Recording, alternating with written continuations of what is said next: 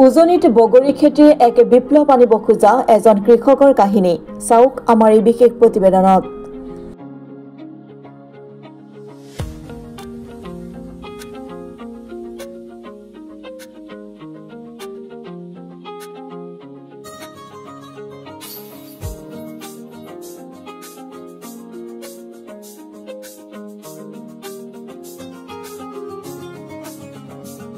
যি সময়ত নৱপ্ৰজন্ম কৰ্মসংস্থাপনৰ অভাৱত ভুগিছে বুলি এক অভিযোগ আছে, সেই সময়তে কেৱল চাকৰিয়েই নহয়, কৃষি কৰ্মৰেও যে মানুহ সংস্থাপিত হ'ব পাৰি, সেই কথা প্ৰমাণ কৰিছে টিয়কৰ এজন উদ্যমী যুৱক নৱনিধি গগৈ।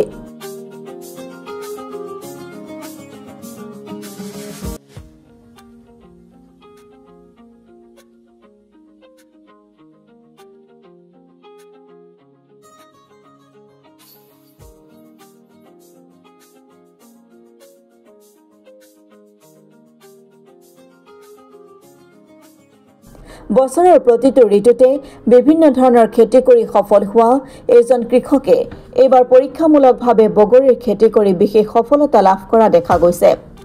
সততে অসমৰ বিশেষকৈ উজনি অসমত এই বগৰী খেতি যে ব্যৱসায়িকভাৱে কৰিব পাৰি, এই ধাৰণাটো কৃষকসকলৰ মাজত কম আৰু সেয়ে এই খেতি কৰা দেখা নাযায়। কিন্তু নৱনিধি গগৈয়ে পৰীক্ষামূলকভাৱে প্ৰথমবাৰৰ বাবে 5 বিঘা মাটিত বগৰী পুলি ৰুই কেৱল 9 মাহতে বজাৰত বহু কুইণ্টল বগৰী বিক্ৰী কৰি উৎসাহিত হৈ পৰিছে কৃষকজন। সেয়ে কেৱল বগৰীয়েই নহয়, বছৰৰ 12 মাহে বজাৰ দখল কৰিব পৰাকৈ বিভিন্ন খেতিত কৃষকসকলক আত্মনিয়োগ হৈ থাকি স্বাৱলম্বী হ'বলৈ আহ্বান জনাইছে নৱনিধি গগৈ।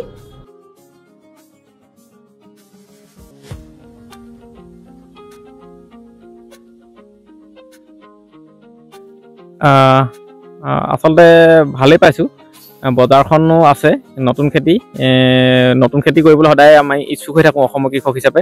কিন্তু উজনি অসমত আচলতে উজনি অসমতহে নতুন, একেবাৰে উজনি নহয় আচলতে আমাৰ যোৰহাট শিৱসাগৰতহে দেখা নাই, কিন্তু বাকী গোলাঘাটলৈকে কৰা দেখিছোঁ। নামনিতো কৰিছে, তিনিচুকীয়া চাইডে বহুত বগৰী খেতি কৰিছে। কিন্তু আমি এজন কৃষক হিচাপে বিভিন্ন ধৰণৰ খেতি কৰাৰ উপৰিও যাতে এজোপা গছত আমি আটাইতকৈ কম সময়ত ইয়াৰ পৰা ভাল উৎপাদন এটা পাব পাৰোঁ, বজাৰ এখন দখল কৰিব পাৰোঁ, আমি এনেকুৱা চিন্তাতে সদায় থাকোঁ। আগতে তেনেকৈ ভোট জলকীয়া এটা জাগৰণ হৈ গ'ল, কিন্তু অভিজ্ঞতাৰে পৰিপুষ্ট হৈ যদি কৃষি কামত মনোনিৱেশ নকৰে, একো খেতিতে আপুনি ছাকচেছ হ'ব নোৱাৰিব।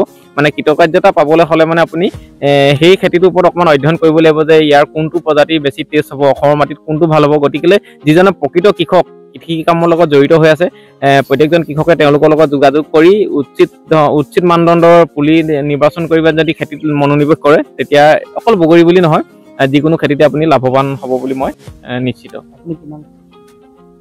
মোৰ আচলতে এইডোখৰ মাটি আছে আপোনাৰ যথেষ্টখিনি আছে, প্ৰায় 12-13 বিঘামান আছে এইডোখৰত। তাত বিভিন্ন ধৰণৰ খেতিৰ উপৰি বগৰী প্ৰায় 5 বিঘা মাটিত কৰিছিলোঁ, কিন্তু 2.5 বিঘামান মাটিত মই এতিয়া বৰ্তমান ছিঙি থাকিব পাৰিছোঁ। অহা বছৰলৈ অলপ বঢ়াম, মানে এইবাৰ আকৌ নতুনকৈ অলপ পুলি লগাম। আৰু ইয়াৰ অলপ মোক খুটি নাটি থাকি গৈছে, যিবিলাক নেকি মই এইবছৰ খেতি কৰি পিনি ইয়াৰ পৰা অভিজ্ঞতা হ'ব বুলি ভাবিছোঁ। গতিকে মই আপোনালোকক এইটোকে জনাম যে অকল বগৰী বুলি নহয়, এজন কৃষকে স্বাৱলম্বী হ'বৰ কাৰণে বছৰৰ 12টা মাহতেই তেওঁলোকে বজাৰখন দখল কৰি থাকিব পৰাকৈ যিকোনো যিকোনো ফল মূলেই হওক বা ৰবি শস্য বা যিকোনো খেতি বজাৰখন দখল কৰিব কাৰণে তেওঁলোকে কিন্তু বাৰীখনত বস্তুৱে উভৈনদী কৰি থ'ব লাগিব। তেতিয়া এজন কৃষকে বেলেগ এটা খেতি কৰিবৰ কাৰণে, পিছৰ খেতিটো কৰিবৰ কাৰণে মনোবল তেওঁলোকৰ দৃঢ় হৈ থাকিব।